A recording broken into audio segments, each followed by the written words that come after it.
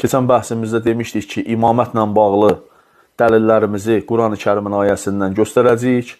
Onlardan biri də Məryəm surəsinin 50-ci ayəsidir. Məryəm surəsinin 50-ci ayəsində Allah təbarəkə və Teala İmam Əli əleyhissalamın adını açıq-aşkar çəkmişdi. Tam yəqinliklə deyirəm ki, Məryəm surəsinin 50-ci ayəsinin tərcümədə verdikləri tərcümə tamamilə yanlışdır. Və kimlər ki, ərəb dilini bilmirlər, onların bu ayə haqqında hansısa bir ehticac eləməyə haqları da çatmır. Çünki bəzən yazırlar ki, mən oxudum, orada elə şey yoxdur. Mən də deyirəm ki, ay gözəl insan, sən gedib tərcüməni oxuyursan, tərcümədə bu yoxdur. Mən isə sənə Qur'anın orijinalından birbaşa ərəbcəsindən oxuyuram.